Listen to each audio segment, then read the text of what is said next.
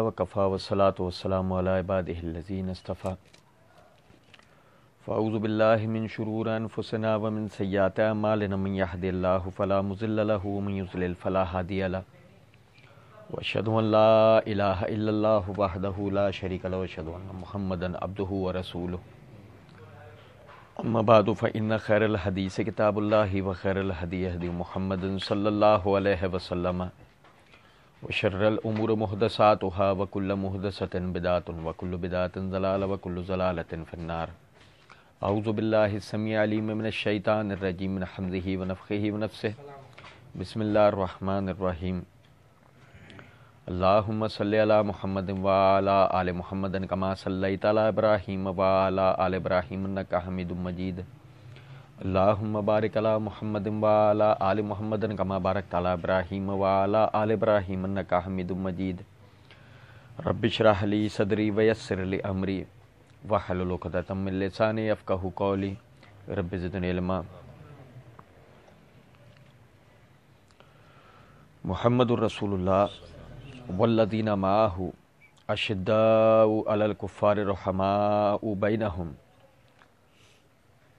تراہم رکعا سجدا یبتغون فضلا من اللہ ورضوانا سیماہم فی وجوہہم من اثر السجود ذالک مثلہم فی التوراۃ ومثلہم فی الانجیل کزرع اخرج شطأہ فآزرہ فاستغلظ فاستوی علی سوقہ یعجب الزراع لیغیظ بہم الکفار وعد اللہ الذین آمنوا وعملوا الصالحات منہم مغفرۃ واجرا عظیما۔ اللہ رب العزت کے فضل و کرم سے آیت نمبر سورہ فتح کی آیت نمبر 29 یعنی آخری آیت ہم پڑھ رہے تھے، اور صحابہ اکرام رضوان اللہ علیہم اجمعین کی فضیلت اور معرفت کے حوالے سے چند بنیادی نکات سمجھ رہے تھے۔ اس میں صحابہ اکرام کے باہمی اختلاف کی جو اصل حقیقت ہے، اس موضوع کو ہم سیکھ سمجھ رہے تھے، اور اس حوالے سے جو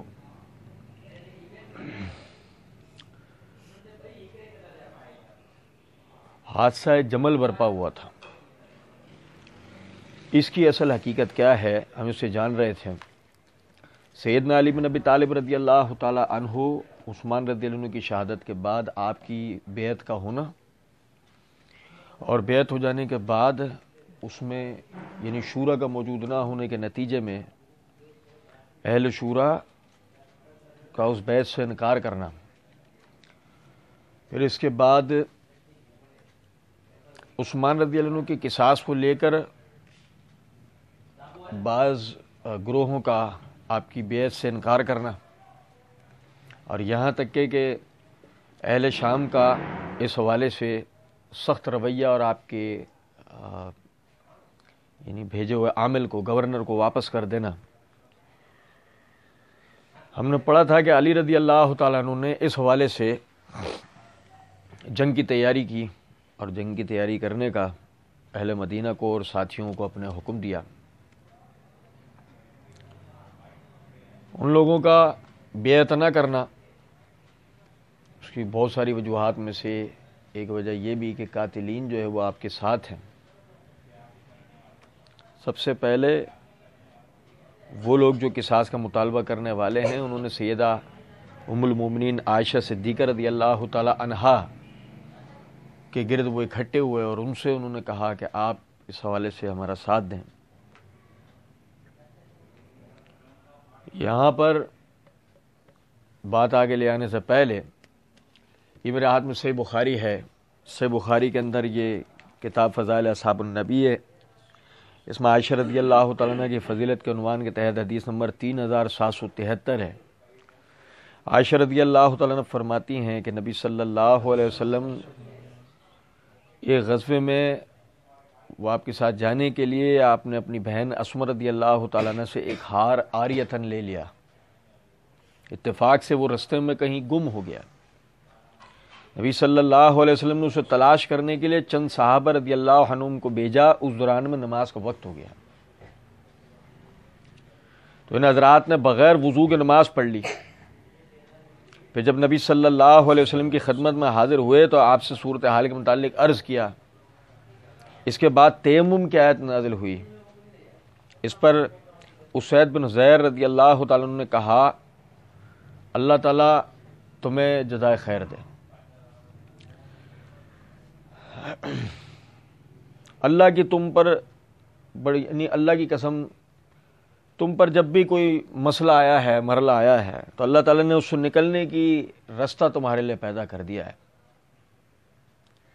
اور تمام مسلمانوں کے لیے بھی اس میں برکت پیدا فرمائی ہے۔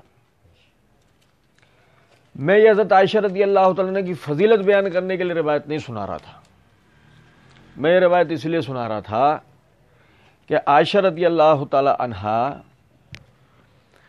ان کے لیے صحابہ میں یہ بات مشہور اور عام تھی، یعنی ابو بکر رضی اللہ عنہ کے گھرانے کے لیے،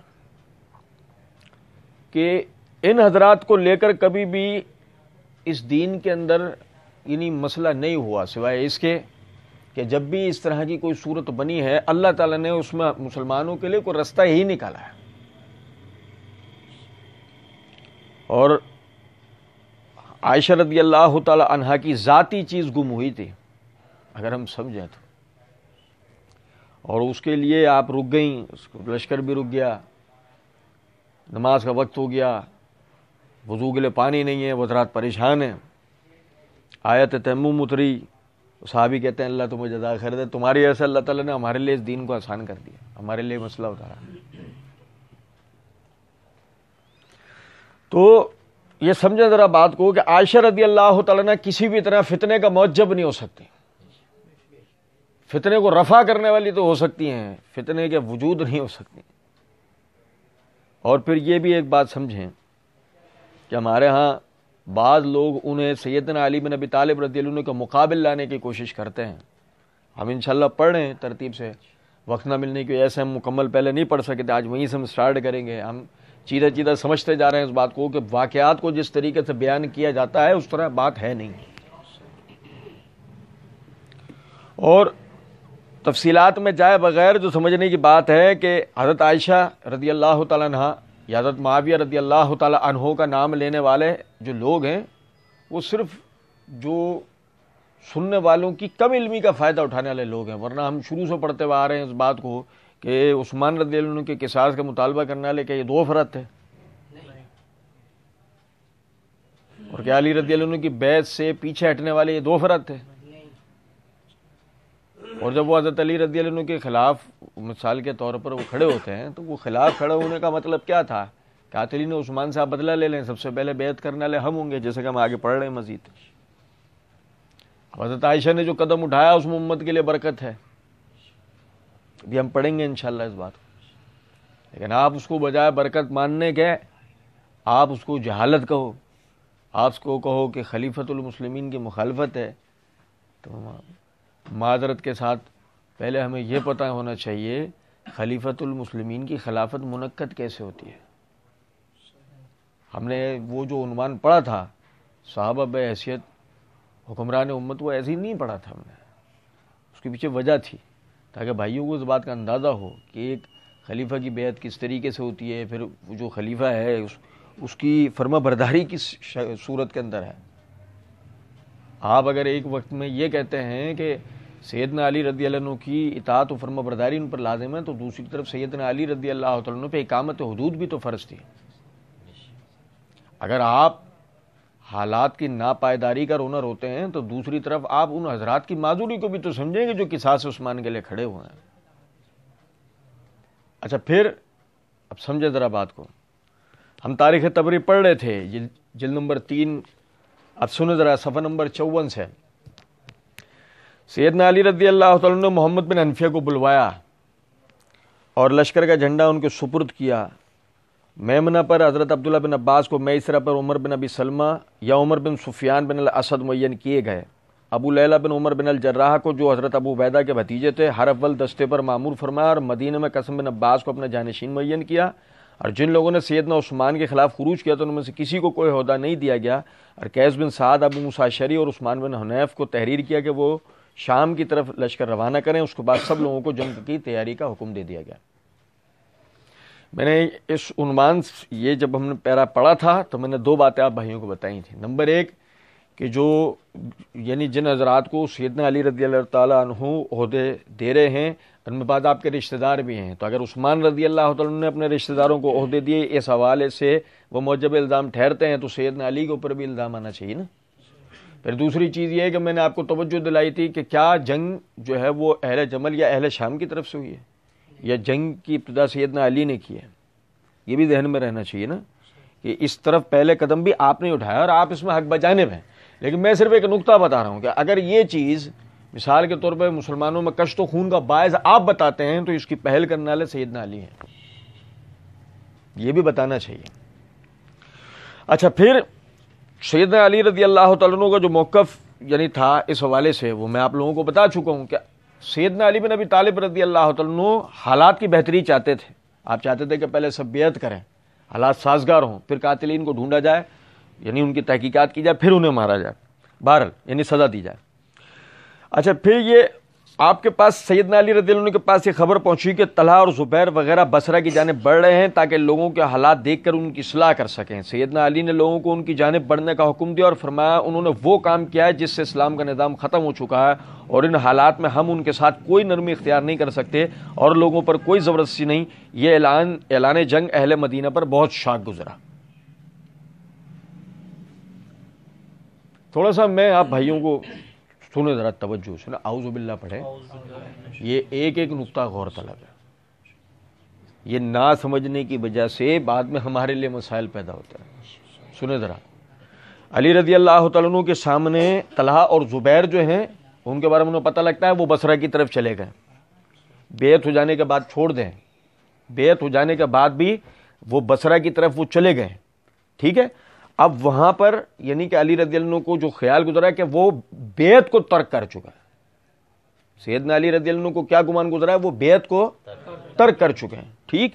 اور جب انہوں نے بجائے شام جانے کے اب رخ کدھر موڑ دیا ہے؟ بصرہ، یعنی پہلے وہ جا رہے تھے شام، پہلے ان کا ارادہ تھا شام پر حملہ کرنے کا، اب رخ موڑ کے انہوں نے بصرہ کی طرف رخ کر لیا ہے، ٹھیک ہے۔ اب جیسے یہ بات ہوئی اہل مدینہ کو یہ عمل بہت شاک گزرا ہے، اہل مدینہ کو بڑا بھاری گزرا۔ کیوں اہل مدینہ اس چیز کو شاک کیوں گزرا ان کے اوپر؟ کیونکہ اہل مدینہ کے نزدیک یہ جو حکم تھا یہ عجلت تھی، معذرت کے ساتھ یہ سختی تھی، یہ تشدد تھا۔ غور طلب نکتہ ہے کہ اگر وہ اہل شام ہے انہوں نے بیعت نہیں کی ہے، اس حوالے سے آپ نکلنا چاہتے ہیں، چلو بات سمجھ میں آتی ہے، مگر اہل جمل میں سے دو حضرات جو نکل کے جا رہے ہیں تو وہی جو بیعت کر چکے ہیں آپ سے، وہ تو ان کی اصلاح کی نیت سے جا رہے ہیں۔ آپ میری بات سمجھ رہے ہیں یا نہیں؟ وہ ان کی اصلاح کی نیت سے وہاں پر جا رہے ہیں، اور جب وہ ان کی اصلاح کی نیت سے وہاں پر جا رہے ہیں تو لازمی سی بات ہے کہ آپ نے اس وقت تک کا انتظار کرنا ہے کہ جب تک آپ کو معاملات کے بارے میں پتہ لگے کہ آیا اہل بصرہ نے سیدنا طلحہ اور زبیر کی بات کو تسلیم کرتے ہوئے علی رضی اللہ عنہ سے بیعت کرنے کی آمادگی ظاہر کر دی ہے یا وہ لڑنا ہی چاہتے ہیں۔ آپ میری بات سمجھ رہے ہیں یا نہیں؟ عبداللہ بن عمر رضی اللہ تعالیٰ عنہ، سیدنا علی رضی اللہ عنہ نے کمیل نخعی کو حضرت عبداللہ بن عمر رضی اللہ عنہ کے پاس بھیجا، وہ انہیں ساتھ لے کر آئے۔ سیدنا علی رضی اللہ عنہ نے فرمایا تم بھی میرے ساتھ جنگ پر چلو، تم بھی میرے ساتھ جنگ پر چلو۔ عبداللہ بن عمر رضی اللہ عنہ نے کہا میں تو اہل مدینہ کا ایک فرد ہوں، میں اہل مدینہ میں سے ایک فرد ہوں، ٹھیک ہے۔ انہوں نے آپ کی بیعت کی، میں نے آپ کی بیعت کر لی، میں ان کے ساتھ ان کا ساتھ کسی حال میں نہیں چھوڑوں گا۔ اگر وہ آپ کے ساتھ جنگ کے لیے جاتے ہیں میں بھی آپ کے ساتھ جاؤں گا، اگر وہ جنگ میں شریک نہیں ہوں گے تو میں بھی جنگ میں شریک نہیں ہوں گا۔ علی رضی اللہ عنہ نے کہا تم اس بات پر کوئی ضمانت دار پیش کرو کہ تم کہیں باہر نہیں جاؤ گے، تم اس بات پر ضمانت دار پیش کرو کہ تم کہیں باہر نہیں جاؤ گے۔ عبداللہ بن عمر رضی اللہ عنہ نے کہا میں کوئی ضمانت دار پیش نہیں کر سکتا۔ سیدنا علی رضی اللہ عنہ نے کہا میں بچپن سے بڑے ہونے تک تمہیں دیکھتا چلا آیا ہوں، تم ہمیشہ ہی بد اخلاق رہے ہو، میں تمہاری اس بد اخلاقی کے باعث پہلے سے جانتا تھا کہ تم ضرور انکار کرو گے۔ اس کے بعد سیدنا علی نے فرمایا انہیں چھوڑ دو، لوگوں سے کہا انہیں چھوڑ دو، میں ان کا ذمہ دار ہوں۔ حضرت عبداللہ بن عمر مدینہ واپس لوٹے، اہل مدینہ کہہ رہے تھے کہ اللہ کی قسم ہم کچھ نہیں جانتے کہ ہمیں اس معاملے میں کیا طریقہ اختیار کرنا چاہیے، کیونکہ مسلمانوں سے یہ جنگ ہم پر مسلمانوں سے ہی لڑنا یہ ہم پر معاملہ مشتبہ ہے، اور ہم اس وقت تک ہرگز جنگ میں شامل نہیں ہوں گے جب تک روز روشن کی طرح حقیقت ہم پر ظاہر نہیں ہو جاتی۔ اب آپ میری بات سمجھیں، عبداللہ بن عمر رضی اللہ تعالیٰ عنہ باقاعدہ وہ اگر سیدنا علی رضی اللہ تعالیٰ عنہ سے انہوں نے بیعت اسی طرح کی تھی جس طرح بیعت انہوں نے ابو بکر عمر عثمان سے کی، تو سیدنا علی رضی اللہ تعالیٰ عنہ نے ان کو کہا جنگ کے لیے چلو، وہ یہ نہیں کہتا میں اہل مدینہ میں سے ایک فرد ہوں، وہ جو کریں گے میں وہ کروں گا، وہ اس طرح کی کوئی بات نہیں کرتے۔ وہ جس طریقے سے ان حضرات کے ساتھ لڑتے چلے گئے اسی طریقے سے ان کے ساتھ بھی وہ سیدھا لڑنے کے لیے نکلتے ہیں، لیکن اس کے علاوہ بھی ایک اور بات ہے، اور وہ بات یہ ہے جو اہل مدینہ کا موقف ہے، دیکھ لو سامنے آتا ہے کہ اہل مدینہ نے واضح طور پہ بات کی، اللہ کی قسم ہم کچھ نہیں جانتے کہ ہمیں اس معاملے میں کیا طریقہ اختیار کرنا چاہیے، مسلمانوں سے لڑنا یہ ہم پر معاملہ مشتبہ ہے، جب تک ہم پر حقیقت واضح نہیں ہو جاتی ہم اس جنگ میں شامل نہیں ہو سکتے۔ اب آپ بتائیں میرے بھائی، میں یہاں کیا بتانا چاہ رہا ہوں؟ میں آپ کو یہ بتانا چاہ رہا ہوں صحابہ آپس میں لڑے، وہ صحابہ کے افریقہ سے آئے تھے؟ یار توجہ ہی نہیں کر رہے ہم بات۔ اب بھائی یہی تو صحابہ ہیں، یہ اہل مکہ، اہل مدینہ، اہل طائف، اہل بصرہ، اہل شام، یہی تو صحابہ ہیں، اور جب یہی آمادگی لڑنے کے لیے ظاہر نہیں کر رہے تو وہ کون لوگ ہیں جو لڑنے گئے ہیں؟ آپ میری بات سمجھ رہے ہیں یا نہیں؟ یہ کہنا ہے کہ صحابہ آپس میں لڑے، یہ کتنی عجیب و غریب بات ہے، اور پھر اس کے بعد وہ اتنے صحابہ تھے، وہ یہ تھے، وہ اہل مدینہ میں سے اتنے لوگ شہید کرتے ہوئے، اہل مکہ میں سے اتنے لوگ، اتنی فہرست جو ہمیں سنائی جا رہا ہے، جب وہ جنگ میں شریک نہیں ہوئے تو وہ کہاں سے جو ہے وہ شہادت ہوگی ان کے پاس، یعنی ان کی لسٹ آئے گی؟ اور سنیں، عبداللہ بن عمر رضی اللہ تعالیٰ عنہ نے جب یہ بات کہی کہ میں اپنے جانے نہ جانے کے اوپر کوئی ضمانت، یعنی کہ تم، سیدنا علی رضی اللہ عنہ نے کہا کہ تم اس بات پر ضمانت پیش کرو تم نہیں جاؤ گے، کیا مطلب ہے اس بات کا؟ آپ سمجھے، طلحہ اور زبیر جا چکے ہیں، عبداللہ بن عمر نہ چلے جائیں، سیدنا علی رضی اللہ عنہ نے یہ بات کی۔ آپ مجھے ایک بات بتائیں ایمانداری کے ساتھ، ایک خلیفہ جس کی بیعت اتفاقیہ ہو وہ کسی بھی آدمی سے اس طرح کہے گا؟ معذرت چاہتے ہوئے میں یہ بات کہوں گا، معذرت چاہتے ہوئے، یزید نے کبھی یہ بات کسی کو نہیں بولی ہوگی۔ بھائی میرے پیارے، آپ تاریخ میں مائکروسکوپ لگا کر بھی بیٹھ جاؤ گے نا، یزید نے نہیں بولی ہوگی یہ بات کسی کو بھی۔ تو اس کا کیا مطلب نکل کر آتا ہے آپ سمجھیں۔ عبداللہ بن عمر رضی اللہ تعالیٰ عنہ رات مدینے سے چلے گئے، اور ام کلثوم بنت علی، چھوڑ دو، ام کلثوم بنت علی، ان کو بتا کے گئے کہ اہل مدینہ کی کیا رائے ہے، اور وہ خود عمرے کے ارادے سے جا رہے ہیں اور بیعت علی پر قائم ہیں۔ وہی جو میں نے کہا طلحہ اور زبیر کے لیے کہ ان کا جانا بیعت علی ترک کر کے نہیں تھا، ان کا جانا بیعت علی کے اندر ہی تھا، لیکن پروپیگنڈا کتنا خطرناک ہے آپ اس کا اندازہ لگائیں، ٹھیک؟ لیکن جنگ میں حصہ نہیں لیں گے، اور عبداللہ بن عمر رضی اللہ عنہ نہایت سچے آدمی تھے، ان کی روانگی کا حال ام کلثوم ہی کو معلوم تھا۔ جب صبح ہوئی تو لوگ سیدنا علی رضی اللہ عنہ کے پاس پہنچے اور بولے رات تو اتنا خطرناک حادثہ پیش آیا جس کے مقابلے میں طلحہ اور زبیر، ام المومنین اور معاویہ کا حادثہ بھی ہیچ ہے، اور آپ کے لیے اتنا اہم خطرہ پیدا ہو گیا جتنا ان سب معاملات میں اتنا خطرہ نہیں تھا۔ سیدنا علی رضی اللہ عنہ کا وہ کیا حادثہ پیش آیا؟ لوگ کہنے لگے ابن عمر بھاگ کر شام چلے گئے، ابن عمر بھاگ کر، عبداللہ بن عمر شام جا رہے تھے، اور لوگ کون ہیں؟ سمجھ میں آ رہی ہے کچھ بات یا نہیں؟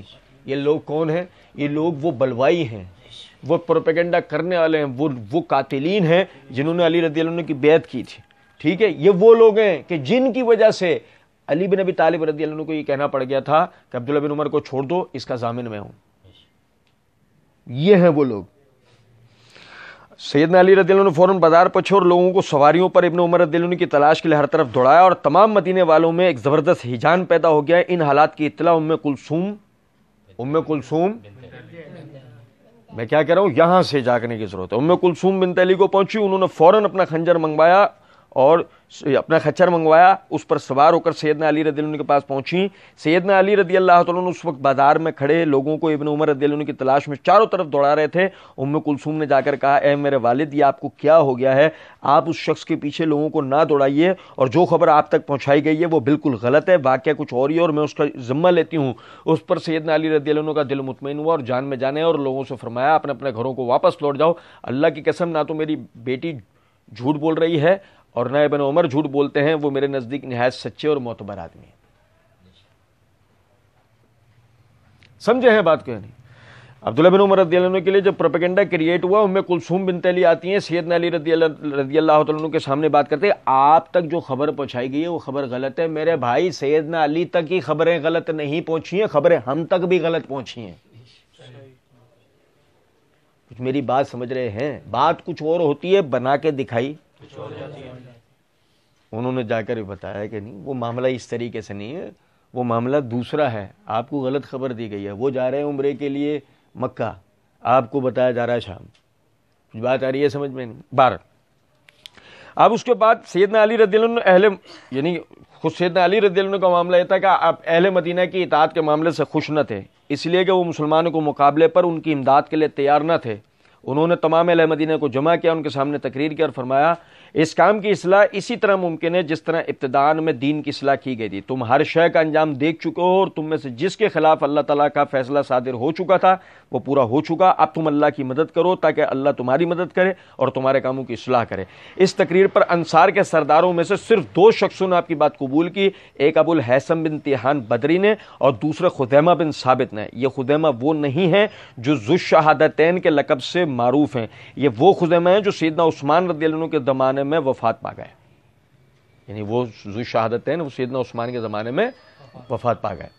اب آپ سمجھیں ذرا بات کو، اہل مدینہ کے سامنے سیدنا علی رضی اللہ تعالیٰ عنہ وہ خطاب کرتے ہیں، ان کو کہتے ہیں یہ معاملہ جس طریقے سے بتایا جا رہا ہے اس طریقے سے اس کی اصلاح کے لیے کھڑے ہو۔ سارے انصار میں سے کتنے افراد کھڑے ہوئے؟ 2 افراد کھڑے ہوئے۔ میں کیا بتانا چاہ رہا ہوں، یہ پیراز پڑھنے کا مطلب کیا ہے؟ یہ جملے پڑھنے کا مطلب میرا بھائیوں کو یہ بتانا ہے، بھائی جس طریقے سے بتایا جا رہا ہے نا کہ پوری دنیا کے اندر معاویہ اپنے موقف کے اندر بالکل کوئی الگ کھڑے ہوئے تھے، عائشہ اپنے موقف میں بالکل الگ کھڑی ہوئی تھی، بات اس طریقے سے نہیں ہے۔ عائشہ اور معاویہ کے پیچھے ایک خلقت کھڑی ہوئی تھی، اور معذرت کے ساتھ سیدنا علی رضی اللہ تعالیٰ عنہ کے موقف کو لے کے ان کے ساتھ یعنی گنتی کے لوگ تھے۔ آہستہ آہستہ ان کا موقف جب لوگوں کو سمجھ میں آیا ہے تب لوگوں نے سیدنا علی رضی اللہ تعالیٰ عنہ کی بیعت کی ہے۔ میں پھر سے یاد دلاتا چلوں، وہ تو بات آگے جائے گی، مجھے بتائیے نا وہ کون سے اصول کے تحت معاہدہ تحکیم ہو سکتا ہے؟ حدیث میں تو یہ الفاظ ہے نا، جب تمہارے درمیان ایک خلیفہ کی بیعت ہو جائے اور دوسرا اس کے خلاف کھڑا ہو تو اس کے ساتھ کیا کرنا ہے؟ سیدنا علی رضی اللہ تعالیٰ عنہ کے خلاف اگر معاویہ اس حیثیت سے کھڑے ہوئے تھے، جیسے کہ لوگ ہمیں بتا رہے ہیں کہ ان کو کوئی اپنا منصب کا شوق تھا، وہ اپنی کرسی کے لیے کھڑے ہونا چاہتے تھے، انہوں نے عثمان رضی اللہ عنہ کی جو شہادت کا تو خیر صرف بہانہ بنایا تھا، سیدنا علی رضی اللہ عنہ ان سے کسی بھی طرح معاہدہ کر سکتے تھے؟ اچھا پھر دیکھیں، عثمان رضی اللہ عنہ 18 ذی الحجہ کو شہید ہوئے، اس وقت مکہ کے عامل عبداللہ بن عامر حضرمی تھے اور امیر حج حضرت سیدنا عبداللہ بن عباس رضی اللہ عنہ تھے، جنہیں سیدنا عثمان نے محصور ہونے کی حالت میں امیر حج بنا کر بھیجا تھا۔ لوگوں نے مدینہ جلد واپس ہونے کے خیال سے رمی 3 دن کی بجائے 2 ہی دن میں ادا کر لی اور ابن عباس رضی اللہ عنہ کے ساتھ مل کر مدینہ واپس ہوئے، لیکن جب مدینہ پہنچے تو سیدنا عثمان شہید ہو چکے تھے اور اس وقت سیدنا علی کی بیعت نہیں کی گئی تھی اور بنو امیہ بھاگ کر مکہ پہنچ گئے تھے۔ سیدنا علی کی بیعت ذی الحجہ ختم ہونے سے 5 روز قبل ہوئی اور یہ جمعے کا دن تھا۔ بھاگنے والے بھاگ بھاگ کر مکہ جا رہے تھے۔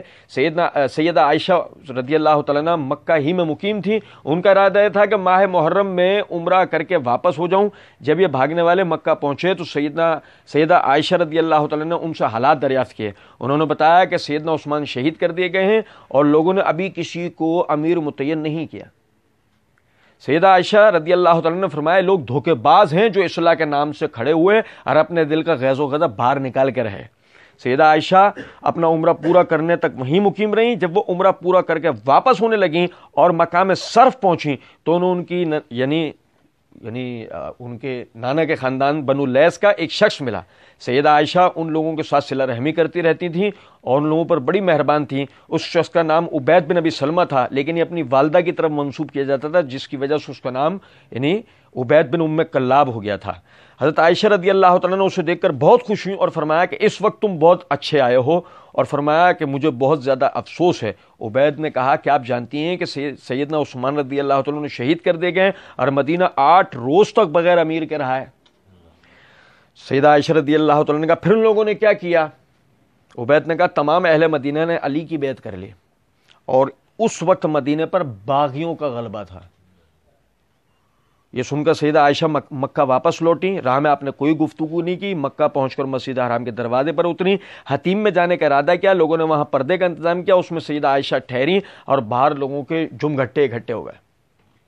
جب لوگ جمع ہو گئے تو سیدہ عائشہ رضی اللہ تعالیٰ نے ان سے مخاطب ہو کر فرمایا اے لوگوں، مختلف شہروں مختلف علاقوں کے فتنہ پردازوں اور اہل مدینہ کے غلاموں نے مل کر اس شہید امیر پر یہ الزام لگایا تھا کہ یہ امیر فتنہ پردازی کر رہا ہے، اور اس نے ایسے کم عمروں کو عامل بنایا ہے جن کا بھی دانت بھی نہیں نکلے، حالانکہ ان کے دانت اس سے قبل بھی بارہا استعمال کیے جا چکے تھے، اور بہت سے حفاظت کے موقعوں پر ان دانتوں نے ان لوگوں کی حفاظت کی تھی۔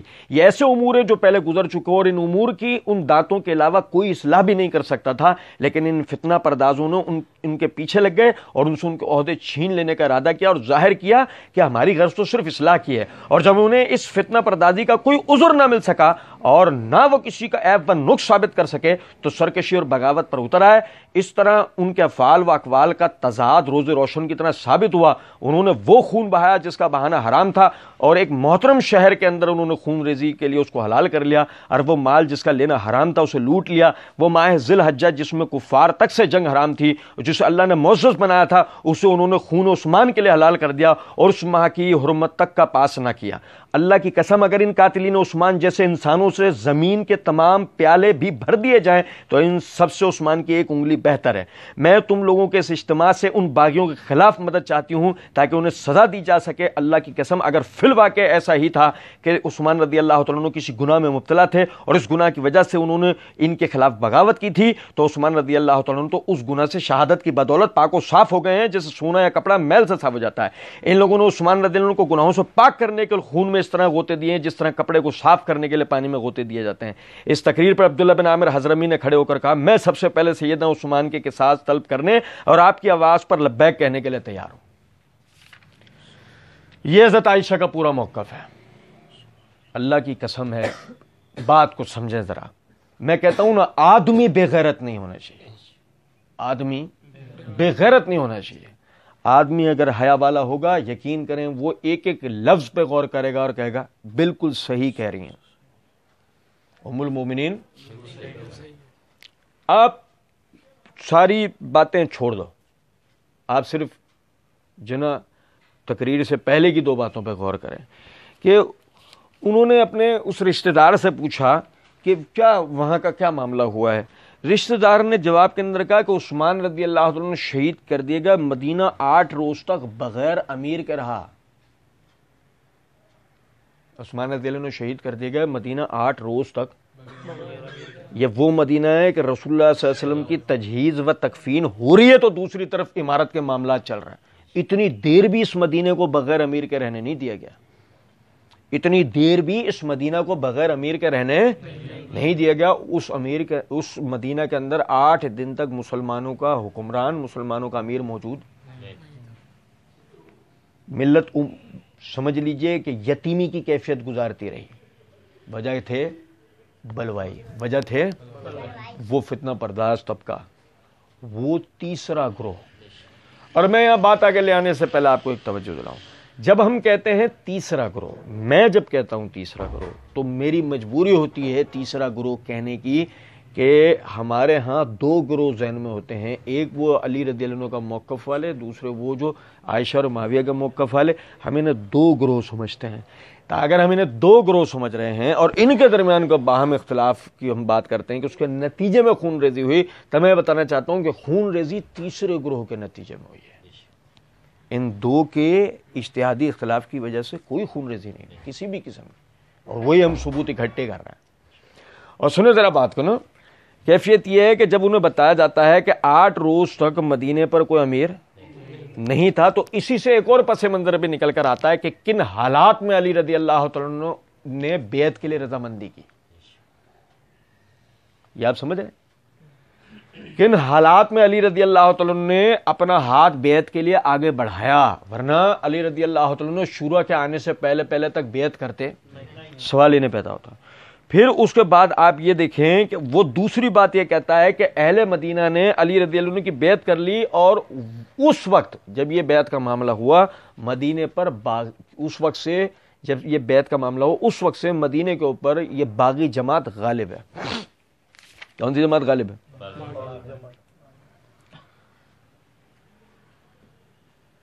جاگو، ذہنی طور پہ جاگو۔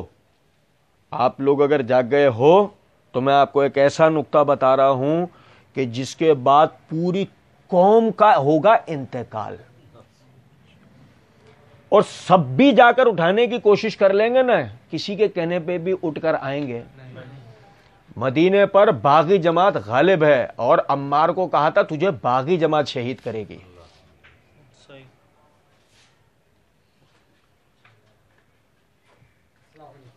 آدمی بے غیرت نہیں ہونا چاہیے۔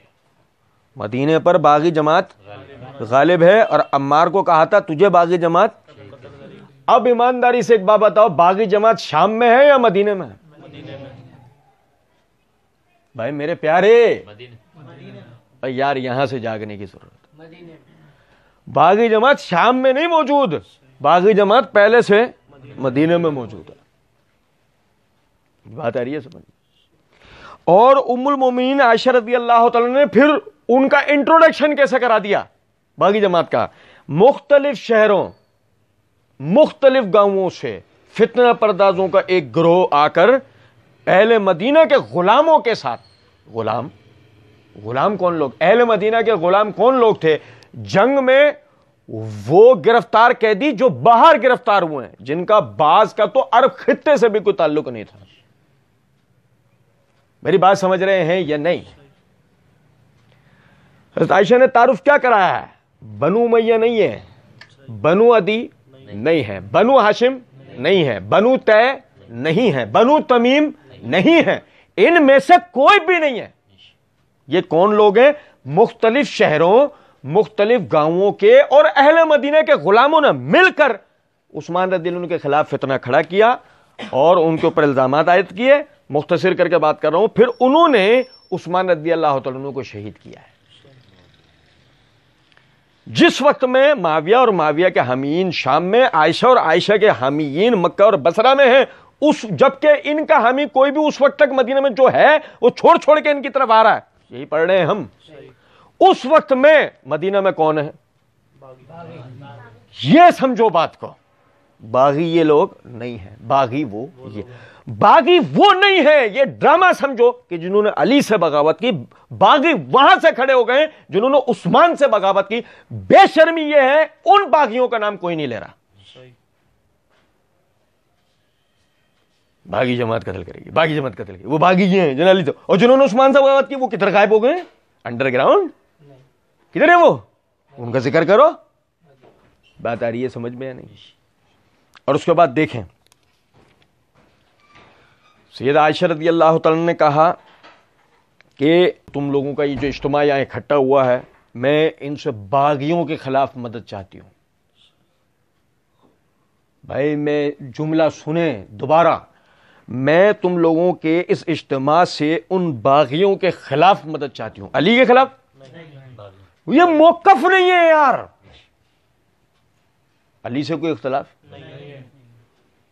مدینہ یرغمال ہوا ہے، مدینہ یرغمال ہوئے، علی مصالحتاً خاموش ہیں، ٹھیک ہے؟ میں تم سے مدد چاہتی ہوں ان باغیوں کے خلاف، جنہوں نے یرغمال بنایا ہے ان کے خلاف۔ سمجھ رہے ہیں کچھ بات کو؟ یہ حضرت عائشہ کا موقع۔ اور آپ کی بات سنتے کے ساتھ ہی عبداللہ بن عامر حضرمی وہ کھڑے ہوئے کہ میں قصاص طلب کرنے کے لیے اور آپ کی آواز پر لبیک کرنے کے لیے میں تیار ہوں۔ اب اس کے بعد آگے دیکھیں، عائشہ رضی اللہ تعالیٰ نے جب حج کے ارادے سے مدینے سے چلی تھی، سیدنا عثمان رضی اللہ تعالیٰ نے اس وقت محصور تھے مکہ میں۔ ان کے پاس ایک شخص اغزر نامی پہنچا۔ سیدہ عائشہ رضی اللہ تعالیٰ نے اغزر سے دریافت کیا لوگوں نے کیا کیا ہے، سنو توجہ سنو۔ اغزر نے کہا عثمان نے مصر سے آئے ہوئے جتنے لوگ تھے نا، وہی جو مطالبے لے کر آئے تھے، تم نے اپنے رشتہ داروں کو تم نے یہ کر دیا، تم نے، عثمان نے سب مصریوں کو قتل کرا دیا. یعنی اس کا مسئلہ نہیں، اس کا مسئلہ ہے عثمان نے. عائشہ رضی اللہ تعالیٰ نے کہا ان للہ و انا الیہ راجعون، کیا اس قوم کو قتل کیا جا سکتا ہے جو حق طلب کرنے کے لیے آئی ہو اور ظلم کی منکر ہو؟ اللہ کی قسم ہم عثمان کے اس فعل پر ہرگز خوش نہیں ہیں. سنو، اس کے بعد مدینے سے ایک اور شخص مکہ پہنچا. سیدہ عائشہ رضی اللہ تعالیٰ نے اس سے سوال کیا، لوگوں نے کیا کیا؟ اس شخص نے کہا مصریوں نے حضرت عثمان رضی اللہ عنہ کو شہید کر دیا. عائشہ رضی اللہ تعالیٰ نے کہا ہے تو پھر اکثر پہ بڑا تعجب ہے، جس نے مقتول کو قاتل اور قاتل کو مقتول بنا دیا. امام ابو جعفر محمد بن جریر طبری رحمۃ اللہ علیہ یہ واقعہ نقل کر کے آگے کہتے ہیں اس وقت سے یہ مثال مشہور ہوئی ہے کہ یہ شخص تو اکثر سے بھی بڑا جھوٹا ہے. اور یار حضرت عائشہ تک پہ پروپیگنڈے کا وار ہوا تھا. سمجھے ہو بات کو یا نہیں؟ بھائی آپ دیکھیں نا، سارے کے سارے لوگوں کو محض الزام تراشی کے اوپر قتل تو نہیں کیا جا سکتا. زیادہ میں زیادہ یہ ہوگا ان کو سمجھایا جائے گا، جب وہ نہیں سمجھیں گے ان کو درے مارے جائیں گے، انہیں زبردستی علاقوں سے نکال دیا جائے گا. بس جب بتانے والے نے بتایا ہی ہے کہ عثمان نے کیا ہے کہ سارے مصریوں کو، تو حضرت عائشہ تک کہتی ہیں یہ کیا ہوا؟ سمجھ میں آئی کچھ بات؟ لیکن جب اگلے شخص نے آ کے بتایا معاملہ یہ نہیں ہے، مصریوں نے ان کو نعوذ باللہ شہید کر دیا، تو حضرت عائشہ کہتی ہیں کہ لو قاتل کو مقتول ہو. اسی طرح بنو امیہ نے حجاز میں خلافت علی سے اختلاف کیا. کس کا ذکر آ رہا ہے؟ مرزا جی کے فیورٹ لوگوں کا. اب بھائی میرے مرزا جی کا کھانا دم نہیں ہوتا جب تک ان پہ لان تان نہ کر لیں. آج کل میں معذرت چاہتے ہو کیا ہے کہ ہم بھی عادت سے مجبور ہیں. آج کل مرزا جی ایک نیا چکر شروع کیا ہوا. مرزا جی آج کل جو ہے نا وہ اپنے لیے جو نا محبتیں، رحمتیں، شفقتیں، احساس ڈھونڈتے پھر رہے ہیں. ہر دوسری ویڈیو میں مرزا جی کہہ رہے ہوتے ہیں لوگ مجھے یہ کہہ رہے ہیں، لوگ مجھے یوں کہہ رہے ہیں، لوگوں نے یہ کہہ دیا، لوگ مجھے یوں برا کہہ رہے ہیں، لوگ مرزا جی آج کل جو ہے نا یہ بڑا ویڈیوز ان کی آ رہی ہیں، پیچھے جو نا background music, tragical background music بھی چل رہا ہوتا ہے. پبلک ہپنوٹائز ہو رہی ہوتی ہے. پبلک وہ تو وقت آئے گا وہ پوری ویڈیو کا انشاءاللہ ہم جواب دیں گے. مرزا جی کی ساتھ لوگ ایسا کیوں کریں، مرزا جی کو ہی بتائیں گے. مرزا جی پتا تو تمہیں بھی بہت اچھی طرح نہیں، چلو تمہیں یاد دلاتے ہیں تم نے ماشاءاللہ کیا کیا کیا ہے، کون کون سے تم نے کارنامے دیے جو لوگوں نے تمہیں تمغے دیے. اس بات آ رہی ہے سمجھ میں نہیں؟ لیکن بہرحال آپ یہ سمجھیں ذرا بات کو کہ جو مرزا جی کا اپنا کھانا جن کو لان تان کیا بغیر ہضم نہیں ہوتا نا، مرزا جی انہیں معاف نہیں کرتے کسی بھی طرح. ان بنو امیہ کا اب ذکر آ گیا، ذرا توجہ سننا. اسی طرح بنو امیہ نے حجاز میں خلافت علی سے اختلاف کیا اور مخالفت میں سر اٹھانے شروع کیے. ان کے ساتھ سعید بن عاص، ولید بن عقبہ اور تمام بنو امیہ تھے. عبداللہ بن عامر اموی بھی بصرہ سے آ کر ان کے ساتھ شامل ہو گئے تھے. اسی طرح یمن سے یعلا بن امیہ بھی ان کے ساتھ آ کر مل گئے تھے. بعد میں طلحہ اور زبیر بھی مدینے سے آ کر اس جماعت کے ساتھ شامل ہو گئے اور کافی غور و فکر کے بعد سب نے اس پر اتفاق کیا کہ انہیں بصرہ جانا چاہیے. سیدہ عائشہ رضی اللہ تعالیٰ نے ان سے خطاب کر کے فرمایا اے لوگوں، یہ بہت زبردست حادثہ پیش آیا ہے اور انتہائی برا کام ہوا ہے. تم اپنے بھائیوں کے پاس بصرہ چلو تاکہ وہ بھی اس انکار میں شامل ہو جائیں، اور تمہارے لیے اہل شام اور جو لوگ ان کے ساتھ ہیں وہ کافی ہیں. شاید اللہ عز و جل تمہیں عثمان کا قصاص لینے کی توفیق عطا فرمائے اور عثمان کو نیک اجر دے. جاگ رہے ہیں؟ بنو امیہ نے اس خلافت سے اختلاف کیا. بنو امیہ اکلوتے تھے؟ یاد ہے نا کہ کن کن نے اختلاف؟ اہل کوفہ، اہل مصر، اہل بصرہ، اہل شام، اہل مدینہ. اہل مدینہ میں نے بھی تردد کی حالت میں بیعت کر رکھی ہے نا، معاملہ ان پہ بھی تو مشتبہ ہی چل رہا ہے. اور اس کے بعد پھر آپ یہ دیکھیں، سمجھے ذرا بات کو کہ باقاعدہ یعنی کہ یہ لوگ انہوں نے اختلاف کیا تو ان کے ساتھ سعید بن عاص، ولید بن عقبہ، عبداللہ بن عامر، یعلا بن امیہ، طلحہ اور زبیر سب کون ہیں صاحب؟ اور ام المومنین کون ہیں؟ ازواج مطہرات میں سے ایک ہیں. یہ سب نے اس بات پر اتفاق کیا کہ ہم سب نے بصرہ جانا ہے اور ہم نے بصرہ جا کے وہاں سے قصاص عثمان کا مطالبہ کرنا ہے. ٹھیک ہے نا؟ سمجھ رہے بات کو؟ یہ اس حد تک کی بات ہے. کہیں بھی علی کی مخالفت آ رہی ہے؟ نہیں آ رہی. سنیں ذرا بات کو. سب سے اول حضرت عائشہ رضی اللہ تعالیٰ عنہ کی بات قبول کرنے والے عبداللہ بن عامر حضرمی اور بنو امیہ تھے. یہ لوگ حضرت عثمان رضی اللہ عنہ کی شہادت کے بعد یہ حضرت عائشہ کے پاس پہنچ گئے تھے. اس کے بعد عبداللہ بن عامر اموی پہنچے, پھر یعلا بن امیہ, دونوں مکہ جا کر ملے اور یعلا کے ساتھ 600 اونٹ اور 6 لاکھ درہم تھے. ان لوگوں نے ابتہا میں ڈیرہ ڈالا. انہی کے ساتھ طلحہ اور زبیر حضرت عائشہ رضی اللہ تعالیٰ عنہ کے پاس پہنچے. حضرت عائشہ رضی اللہ تعالیٰ عنہ نے ان لوگوں سے دریافت کیا کہ تم دونوں کیا حالات چھوڑ کر آئے ہو؟ طلحہ اور زبیر نے جواب دیا, ہم لوگوں کو فتنہ گروں اور دیہاتیوں کے خوف سے بھاگتا ہوا چھوڑ کر آئے ہیں. تمام اہل مدینہ حیران اور پریشانی کے عالم میں ہیں کہ وہ نہ تو حق کو پہچان سکتے ہیں, نہ باطل کا انکار کر سکتے ہیں, اور نہ اپنی حفاظت پر قادر ہیں. سمجھے ہیں بات کو یا نہیں؟ یہ ہے مدینہ کی حالت, یہ ہے مدینہ کی حالت. آپ دیکھیں جو اس وقت جہاں پر بذات خود خلیفۃ المسلمین موجود ہے, لا اینڈ آرڈر کی سچویشن سب سے بہترین کہاں ہونی چاہیے؟ اور اس مدینہ کی کیفیت یہ چل رہی ہے کہ طلحہ اور زبیر رضی اللہ تعالیٰ عنہ جیسے عشرہ مبشرہ میں سے صحابی, وہ آ کر جب حضرت عائشہ نے ان سے پوچھا کہ وہاں کی کیفیت کیا ہے, تو جواب میں کہتے ہیں ہم لوگوں کو فتنہ کرو اور دیہاتیوں کے خوف سے بھاگتا ہوا چھوڑ کے آئے. دیہاتی کون؟ وہ جو پروپیگنڈا کا شکار ہو کر عثمان رضی اللہ عنہ کے خلاف وہ آیت بلوائی. تمام اہل مدینہ حیران ہیں, وہی تردد کے عالم کے اندر ہیں, نہ وہ حق کو پہچان پا رہے ہیں, نہ باطل کا انکار کر پا رہے ہیں, نہ اپنی حفاظت پر قادر ہیں, نہ اپنی حفاظت پر قادر ہیں. یہ وہ جملہ ہے جو بہت غور سے سمجھ لینا چاہیے کہ جب اپنی حفاظت پر قادر نہیں ہے مطلب کیا؟ مدینے میں پروٹیکشن کی کیفیت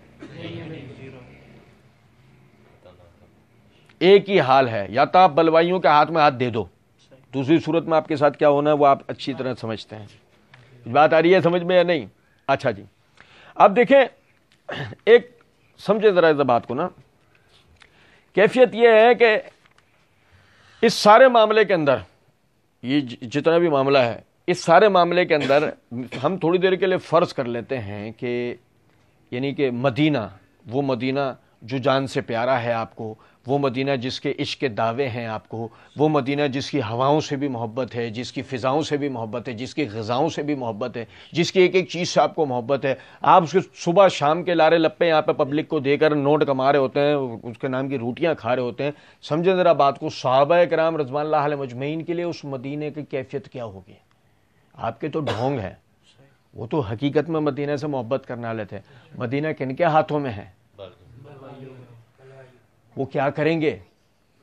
وہ ان بلوائیوں سے لڑنے کی تیاری کریں گے نہیں کریں گے؟ اور بلوائیوں کے آگے کھڑے ہوئے کون ہیں؟ اب اس کیفیت کے اندر وہ کیا کریں؟ چھوڑ دیں؟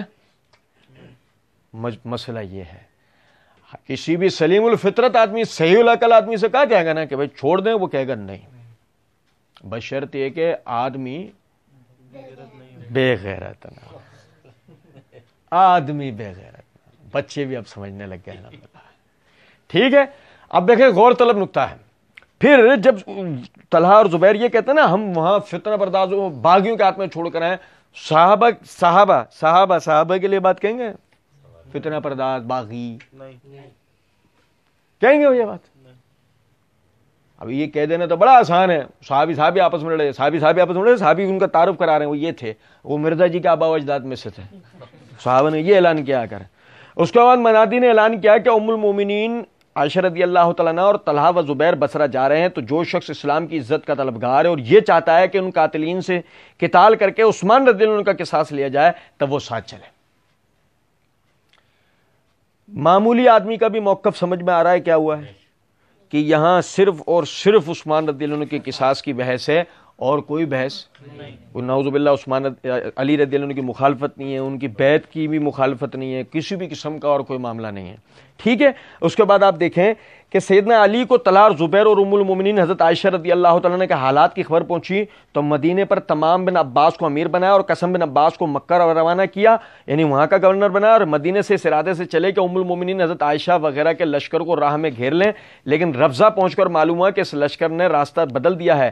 یہ خبر حارث بن حزن کے غلام عطا بن ریاب لے کر آئے تھے. اچھا میرے بھائی سنیں ذرا بات کو نا, مدینے کے اوپر تمام بن عباس کو اور مکے میں قاسم بن عباس کو دونوں جگہ گورنر بنایا اپنے چچا زاد بھائیوں کو. یہ اپنے رشتہ داروں کو عہدے دینا صحیح ہے؟ اگر عثمان رضی اللہ تعالیٰ عنہ نے یہ غلطی کی تو یہ غلطی علی بھی کر رہے ہیں، اور اگر علی نے اہلیت دیکھتے ہوئے انہیں، بات رشتہ داری کی نہیں ہے، اگر سیدنا علی بن ابی طالب رضی اللہ تعالیٰ عنہ نے اہلیت دیکھتے ہوئے ان دونوں حضرات کو مکہ اور مدینہ کا گورنر بنایا، تو عثمان رضی اللہ عنہ اگر اہلیت دیکھتے ہوئے ان کو برقرار رکھیں تو کیا حرج ہے؟ بات یہ ہے کہ مرزا جی جیسا جاہل نہیں ہونا چاہیے، اور مرزا جی کے مقلدین جیسا کینسر نہیں ہونا چاہیے۔ مرزا جی کے مقلدین بھی معاشرے کا ایک کینسر ہے، یقین کریں کہ کچھ بھی ہمیں سننا سمجھنا نہیں ہے مرزا جی کے بات۔ اچھا جی، اس کے بعد سنیں، سیدنا علی کو مدینے ہی میں زبیر و طلحہ کے جمع ہونے اور ان کے بصرہ کی جانب کوچ کرنے کی خبر مل گئی تھی، اور انہیں حضرت عائشہ رضی اللہ تعالیٰ عنہ کا قول بھی معلوم ہو چکا تھا۔ وہ اس لشکر کو لے کر جو شام کے لیے تیار کیا گیا تھا، ام المومنین رضی اللہ عنہ کے پیچھے لے چلے۔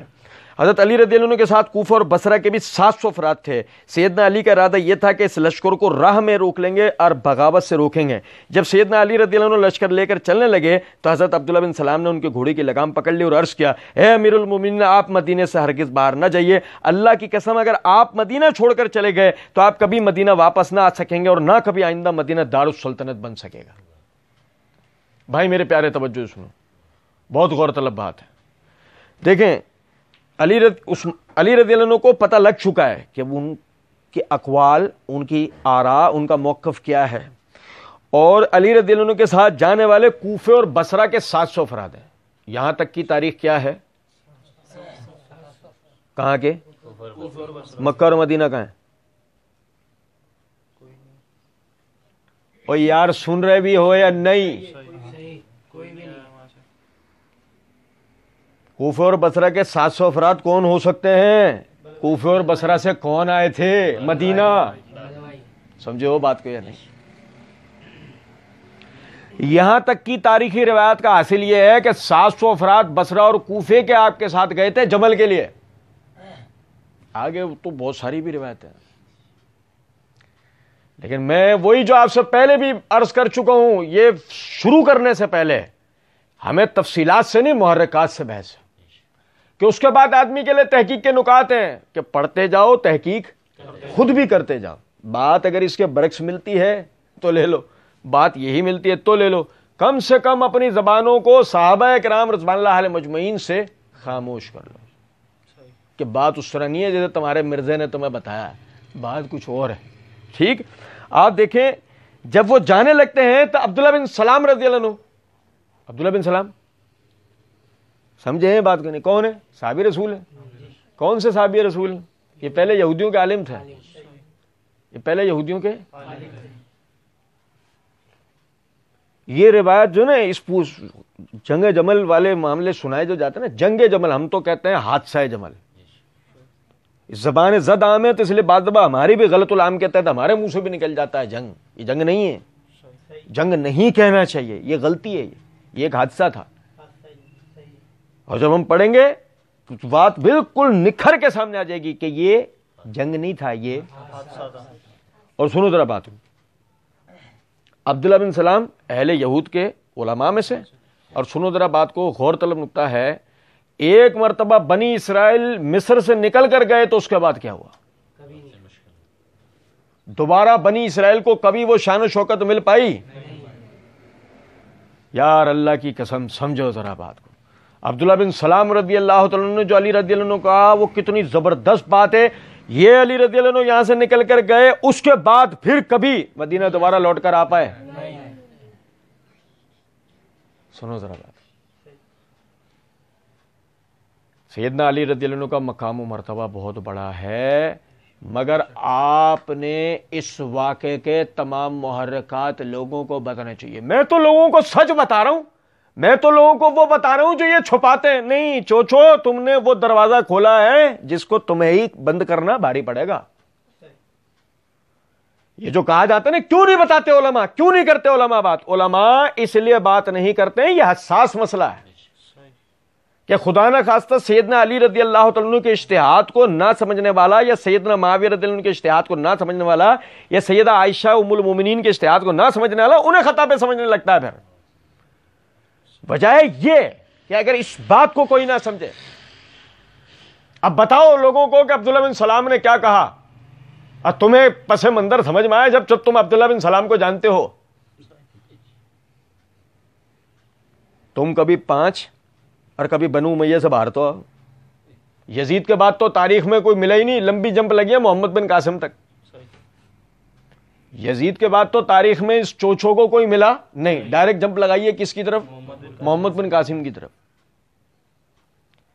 پبلک بھی سننے والی بڑی عجیب ہے, یقین کریں آپ, ورنہ ہمارے جیسا کوئی آدمی ہو نا, ہم کہا حضرت جی ذرا رکو تو صحیح, ٹھہرو. علی رضی اللہ عنہ کو جنہوں نے شہید کیا وہ کہاں گئے ہیں؟ حسن رضی اللہ عنہ پہ جنہوں نے حملہ کیا وہ کدھر ہیں؟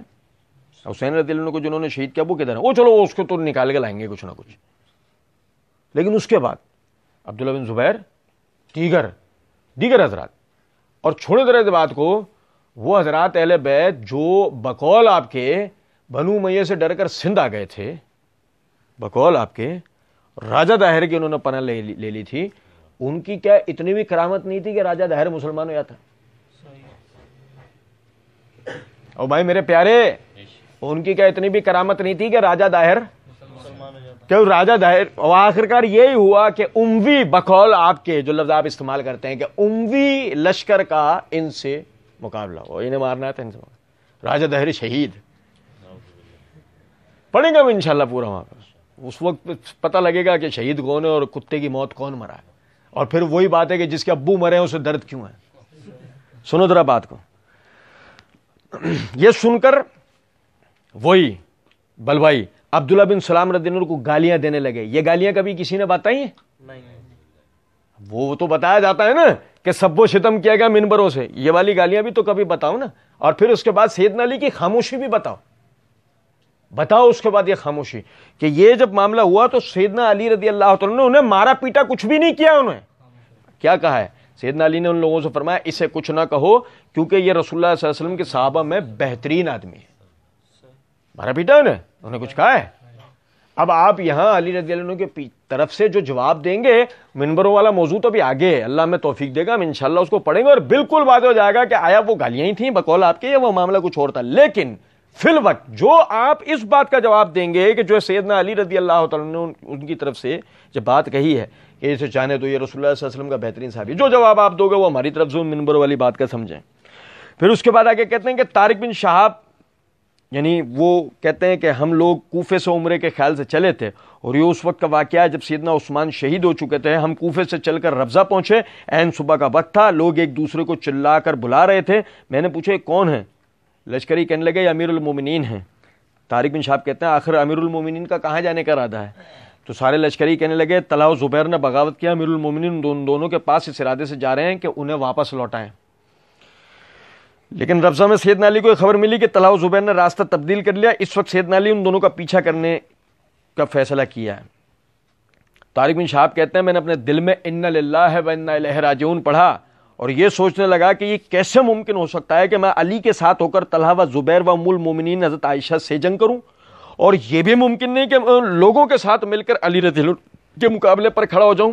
میں نے سیدنا علی سے ملنے کے لیے اپنے خیمے سے سر نکالا تو نماز کھڑی ہو چکی تھی. سیدنا علی آگے بڑھے اور صبح کی نماز اندھیرے میں پڑھائی.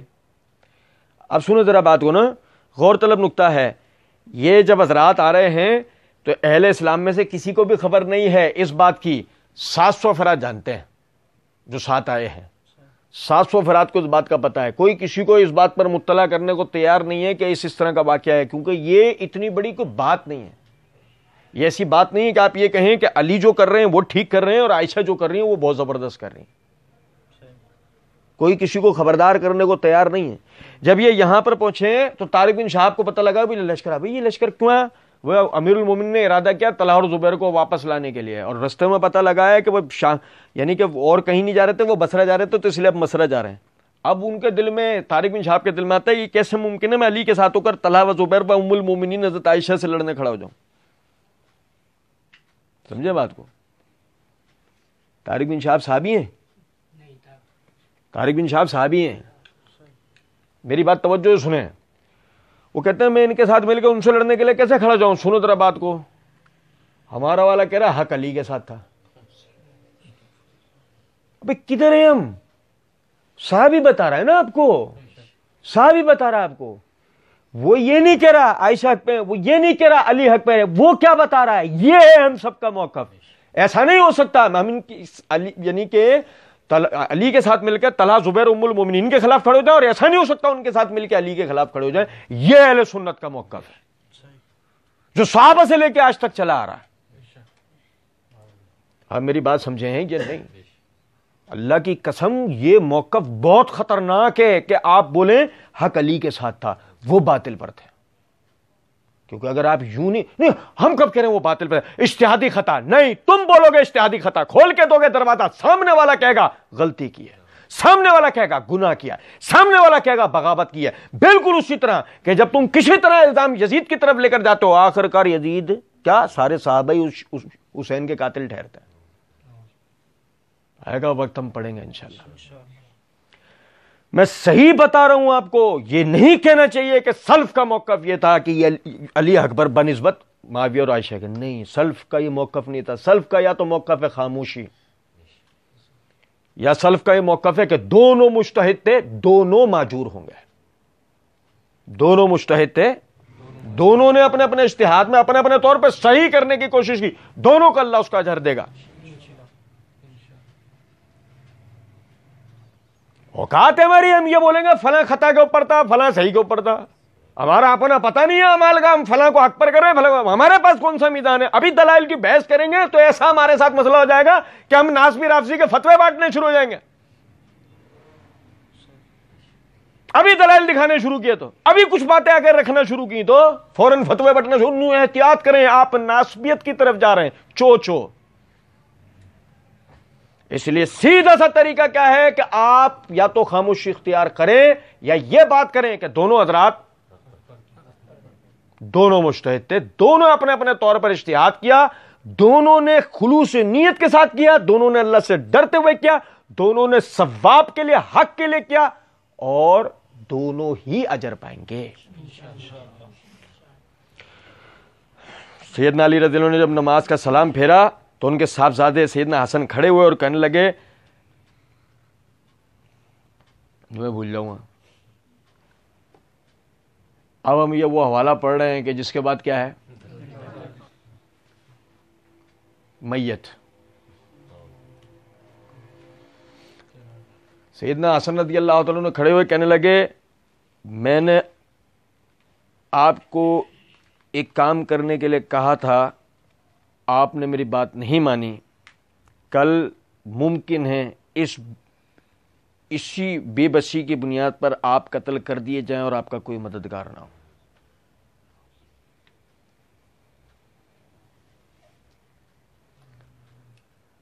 کوئی خدا نہ خواستہ حسن رضی اللہ عنہ ناسبی تو نہیں ہو گئے، وہابی تو نہیں ہو گئے؟ کیا کہہ رہے ہیں؟ میں نے آپ کو ایک بات کہی تھی، آپ نے میری بات نہیں مانی. کل یہ جس بے بسی کی بات آپ کرتے ہیں کہ ہمارے اختیار میں نہیں ہے کہ ہم ان سے لڑ سکتے ہوں، صحیح، اسی بے بسی میں کل آپ شہید کر دیے جائیں گے، کوئی آپ کا مددگار نہیں ہوگا.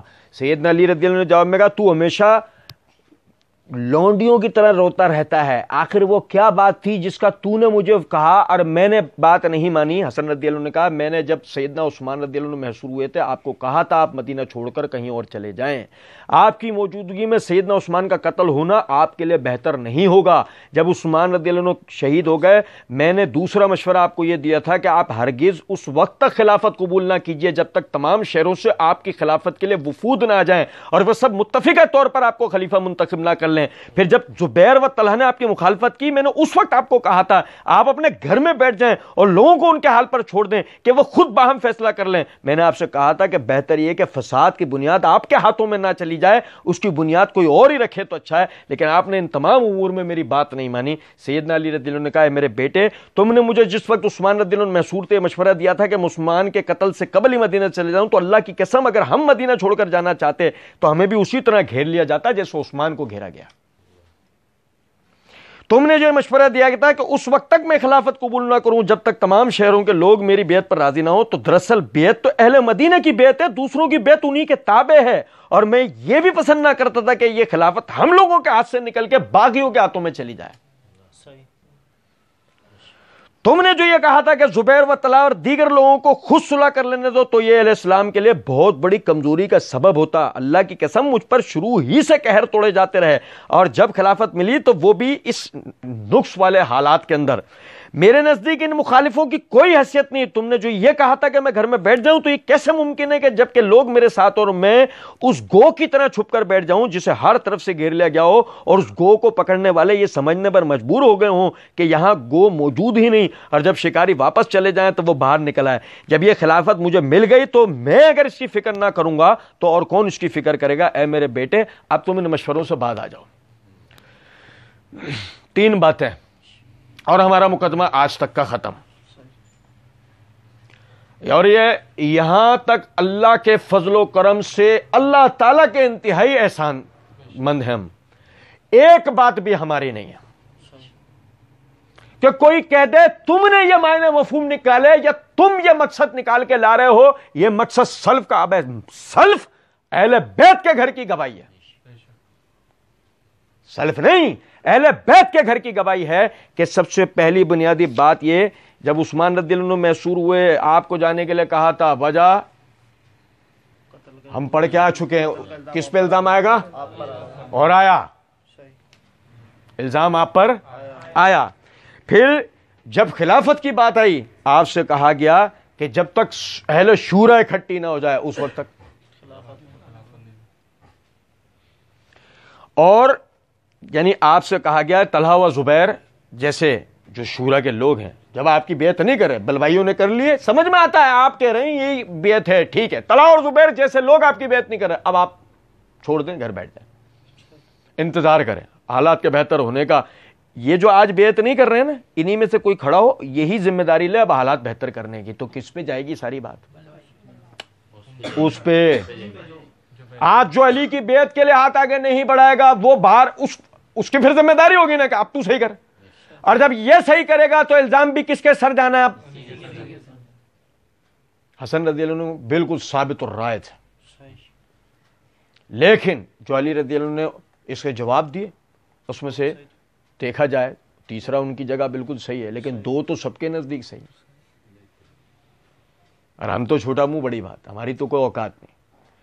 کتنی زبردست علی رضی اللہ تعالیٰ نے جواب دیا. عثمان جس وقت محصور تھے تو کہتے نا مدینہ چھوڑ کر چلے جائیں, ہم جا رہے ہوتے یا رستے میں ہمیں مار دیتے, کیسے؟ او بھائی یار جاگو, اللہ کی قسم, بالکل صحیح کہہ رہے ہیں علی. یہی تو کہا تھا حسین نے بلوائیوں سے, مجھے مدینہ جانے دو یا یزید کے پاس جانے دو. کیا جانے دیا تھا؟ یار اللہ کی قسم, علی بھی ثابت الرائے تھے, بالکل صحیح نقشہ کھینچا ہے, اور مستقبل نے ثابت کیا جو علی کہہ رہے ہیں وہ بھی جو علی کے ساتھ نہیں ہوا تو حسین کے ساتھ تو یہی ہوا تھا, بلوائیوں نے یہی کیا تھا. اور ہم پڑھیں گے انشاءاللہ, مرزا جی کی اوقات سامنے آئے گی انشاءاللہ. اور سنو ذرا بات کو کہ باقاعدہ میں نے اگر میں جاتا مجھے گھر لیا جاتا, اور جو تم نے کہا کہ یعنی کہ سب کا انتظار کیا جائے بیعت پر, تو اصل بیعت کس کی ہے؟ اہل مدینہ. اہل مدینہ جب سب جو موجود ہیں انہوں نے میری بیعت کر لی تو اب سب کی بیعت ان کے تابع ہوگی, یہ اصول ہے.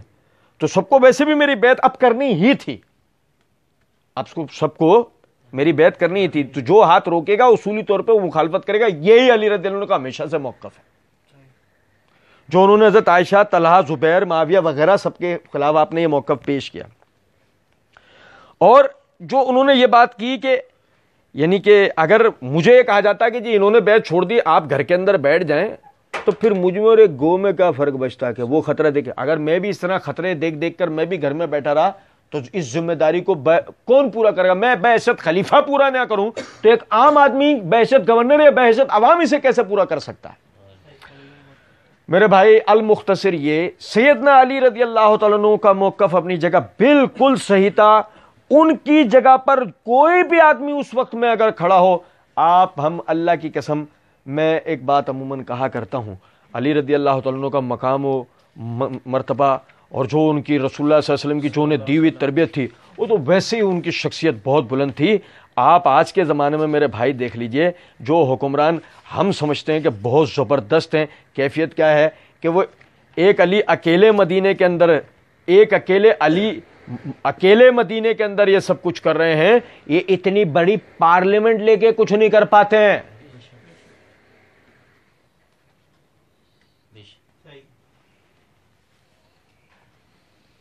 250 حکمران